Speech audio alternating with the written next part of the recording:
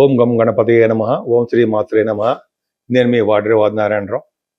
ఇప్పుడు మనం శుక్రగ్రహం గురించి తెలుసుకుందామండి. శుక్రుడు మేషరాశి నుండి వృషభ రాశి వారిలోకి మారుతున్నాడు. అది కూడా 19th ఏప్రిల్ 2026, 19 ఏప్రిల్ 2026 నుండి almost 14th or 15th of మే వరకు కూడా ఆయన వృషభ రాశిలో ఉంటాడు. తన ఓన్ హౌస్లోకి రావడం వలన ఆయన ఇచ్చే ఫలితాలు ఎలా ఉంటాయి? అద్భుతంగా ఉంటాయండి. పైగా చంద్రుడు కూడా కలిసి ఉంటాడు. సరే, మన శుక్రుడు గురించి చెప్పుకుంటాం కాబట్టి ఈ రాశి అంటే ఎలా ఉంటాయి? 12 రాశుల వారికి, మేషరాశి నుండి మీనరాశి వారి వరకు కూడా శుక్రుడు ఇచ్చే ఫలితాలు ఎలా ఉన్నాయో ఇప్పుడు మనం చెప్పుకోబోతున్నాం. ముందుగా మేషరాశి వారికి ద్వితీయ భావంలో శుక్రుడు ఉన్నాడు. ఆయన సప్తమాధిపతి కూడా అయ్యాడు. కానీ మేషరాశి వారికి శుక్రుడు అంత మంచివాడు కాదు, ఎందుకంటే పాపి అవుతాడు. కానీ ద్వితీయ భావంలోనే శుక్రుడు ఉండడం వలన ధనానికి ఎటువంటి లోటు ఉండదు. కుటుంబంలో సౌఖ్యము, కుటుంబంలో వృద్ధి, బంధువులకు ప్రీతి, ముఖవర్చస్సు పెరగడం, ఆనందంగా ఉండడము, బంగారు ఆభరణాలు కొనుక్కోవడం, విద్యలో బాగా రాణించడానికి అవకాశాలు ఎక్కువ ఉండడం జరుగుతుందండి. అంతేకాకుండా గాయకులు కూడా ఉంటారు కదా మీ దాంట్లో. మీరు గాయకులకు కూడా చక్కటి అవకాశాలు బ్రహ్మాండంగా ఉంటాయండి వాళ్ళకి. అంటే ఎక్కువగా పాటలు పాడడము ఉంటారు కదా, వాళ్ళందరికీ కూడా విదేశాలు వెళ్ళడానికి కూడా అవకాశాలు ఉంటాయి, వాళ్ళు ప్రోగ్రామ్స్ ఇవ్వడం కోసం. అంతేకాదండి, మీకు యాంకరింగ్ వృత్తిలో ఉన్న వారికి కూడా ధనప్రాప్తి, వాళ్ళకి గుర్తింపు, గౌరవము అన్నీ దొరుకుతాయి. డబ్బింగ్ ఆర్టిస్టులు కూడా ఉంటారు, వాళ్ళకు కూడా అంతే. ద్వితీయ భావంలో శుక్రుడు ఉంటే చాలా మంచి యోగాన్ని ఇస్తాడు. భరతనాట్యాన్ని కూడా బాగా పాడడానికి, చేయడానికి, అంటే భరతనాట్యం చేయడానికి, పాటలు పాడడానికి ఎక్కువ అవకాశాలు శుక్రుడు ఉంటాడు. శుక్రుడు కళత్రకారకుడు కాబట్టి ఆయన మీకు వివాహ శుభకార్యాలు కూడా చేయడానికి అవకాశాలు ఉంటాయి. భార్యాభర్తల యొక్క సంబంధ బాంధవ్యాలు కూడా బాగుంటుంది. భార్యాభర్తల వలన ధనప్రాప్తి కలుగుతుంది. అంటే ఒకళ్ళ వలన ఒకళ్ళకి ధనప్రాప్తి కలగడానికి ఎక్కువ అవకాశాలు బ్రహ్మాండంగా ఉన్నాయి. శుక్రుడు సప్తమంలో ఉండడం వలన చాలా సప్తమ స్థానాధిపతి కూడా ఇవ్వడం వలన మీకు కోరుకున్న సంబంధాలు రావడానికి అవకాశాలు ఎక్కువ ఉన్నాయి. అంతేకాకుండా ఎప్పటి నుంచో పెండింగ్లో ఉన్నటువంటి శుక్రుడు ప్రభావం కూడా ఉండడం వలన వివాహ శుభకార్యాలు కూడా జరుగుతాయి. ధనప్రాప్తి ఎక్కువ ఉంటుందండి. అంటే ఎక్కువ కంటిన్యూస్ ఫ్లో ఆఫ్ మనీ ఎక్కువ ఉంటుంది. కుటుంబంలో వృద్ధి ఉంటుంది. ఎప్పుడు సుఖ సంతోషాలతో ఉండడానికే మేషరాశి వారికి ఎక్కువ అవకాశాలు ఉన్నాయి. మీరు పూజించవలసిన దేవుడు అమ్మవారిని పూజించడం వలన సకల శుభాలు కలుగుతాయి. ఇందాక చెప్పినట్టుగా నా పేరు వాడ్రేవు నారాయణరావు శర్మ. మీ వాడ్రేవు నారాయణరావు. సరేనండి, నేను మీరందరూ కూడా అంటే నా వీడియోస్ని చూస్తూ, విదేశాల్లో కూడా నివసిస్తూ నా వీడియోస్ చూస్తూ నన్ను ఎంతగానో ప్రోత్సహిస్తున్నటువంటి మీరందరికీ పేరు పేరున నా హృదయపూర్వక నమస్కారాలు. అంతే కదండి, మీరు జాతకాలు చూపించుకోవాలనుకుంటే మీరు, మీ స్నేహితులు, మీ తెలిసిన వారు ఎవరైనా చెప్పండి. వాళ్ళకి తెలుసుకోవాలనుకుంటే date of birth, time of birth, place of birth 3 ఉంటే చాలండి. ఎందుకంటే చాలా ప్రాబ్లమ్స్ ఉంటాయి కదా, అంటే పెళ్ళిళ్ళు కావట్లేదనో, జాబ్స్ రావట్లేదనో, చిల్డ్రన్ కోసమనో, ఇవన్నీ కొన్ని ప్రాబ్లమ్స్ చాలా జాతకాల్లో కనిపిస్తూ ఉంటాయి. నాకు 36 ఏళ్ళ అనుభవం ఇందులో కూడా ఉంది. 34 సంవత్సరాలు ఫైనాన్స్లో కూడా చేశాను. సరే, అది పక్క పెడదాం అండి.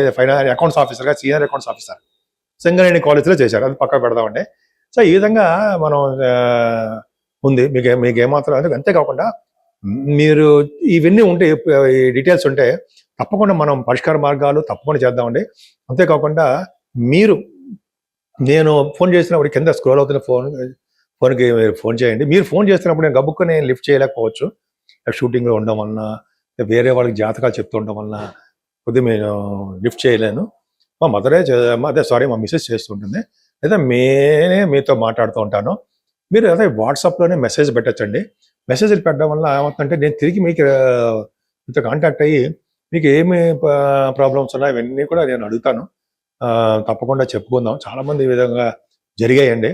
చాలామందికి మ్యారేజ్ కాకపోతే మ్యారేజ్ అవ్వడము, ఉద్యోగాలు చాలామంది చెప్పారు వాడికి ఉద్యోగాలు రావడానికి. నేను గ్రేట్ పర్సనాలిటీ కాదండి, మేము ఈ జాతకాల్లో ఉన్నదే చెప్తున్నా. ఉద్యోగాలు రావడము అట్లాగా చేస్తూ ఉంటాం. అంతేకాకుండా మ్యాచ్ మేకింగ్ అంటాం కదండి, అంటే వధూవరుల జాతక పరిశీలన. అది చాలా అంశాలు పరిశీలించాలండి.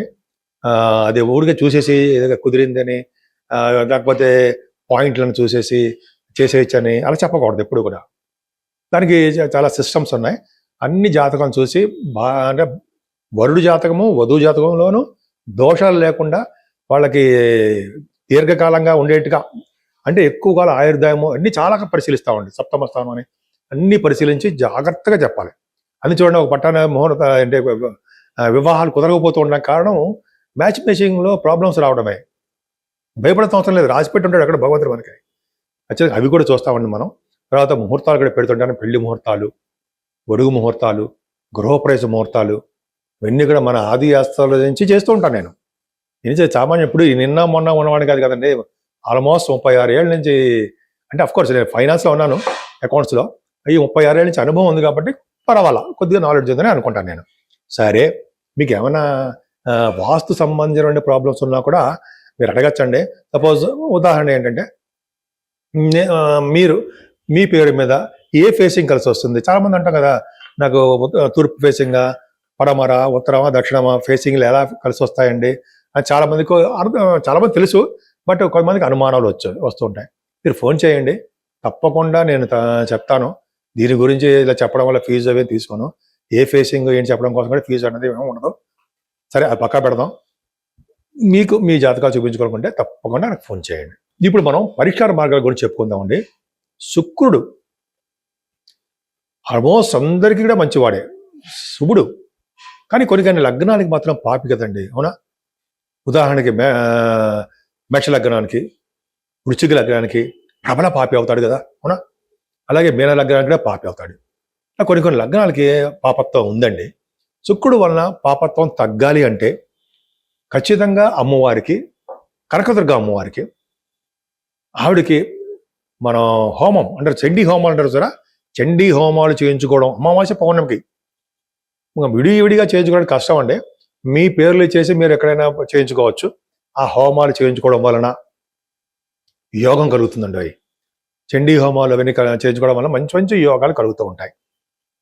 అంతేకాకుండా అమ్మవారిని కుంకుమ పూజతోను, అభిషేకాలతోను, దుర్గా సప్తసతి అని మనకి కనకదుర్గలో చేస్తుంటారు 4 o'clockకి, అది కూడా చేయించుకోవడం వలన అద్భుతమైన ఫలితాలు కలుగుతాయి.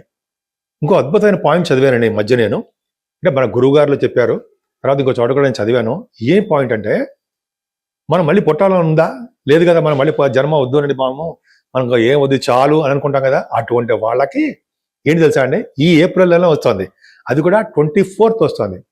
ఏంటంటే అష్టమి శుక్రవారం నాడు పుష్యమి నక్షత్రంలో అష్టమి పూట 24వ తారీఖున అష్టమి పూట ఎవరైతే శివపార్వతుల కళ్యాణం చేయించుకుంటారో, అంటే 24 శుక్రవారము అష్టమి పుష్యమి నక్షత్రం అష్టమి పూట, అంటే అష్టమి అనేది శివపార్వతులకు ఇష్టం అండి.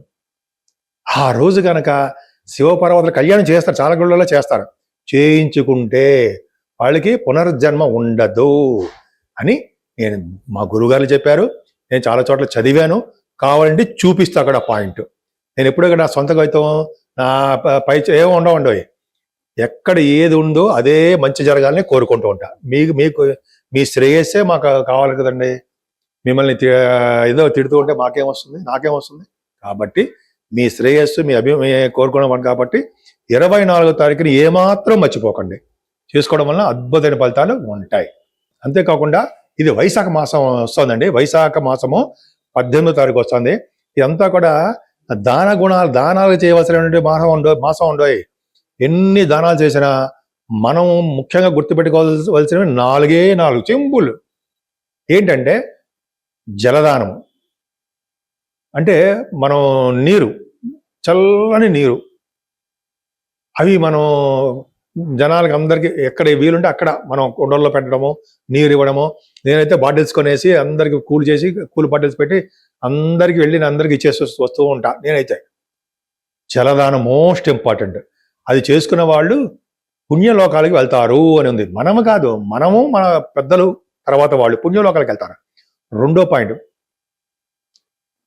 జలదానం తర్వాత గొడుగు అంటే మనకు తెలుసు కదా, చామ్రదానం. గొడుగు చామరం కాదండి, గొడుగు దానం అంటే నీడనిచ్చేది గొడుగు, అదొకటి.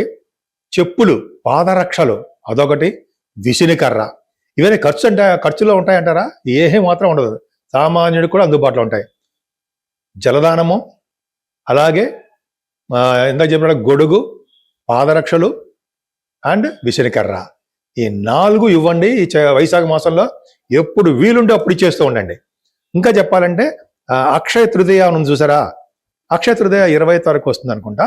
అక్షయ తృతీయ రోజుని 24వ తారీఖుని అంటే అష్టమి పూట ఇలా గనక ఎవరైతే దానాలు చేశారో వాళ్ళకి పునర్జన్మ లేకుండా వాళ్ళ పితృదేవతలు, వాళ్ళ తర్వాత తరాల వాళ్ళు అందరూ కూడా మోక్ష ప్రాప్తిని కలుగుతాయి, మోక్షాన్ని కలుగుతుంటారు శాస్త్రం చెప్తోంది.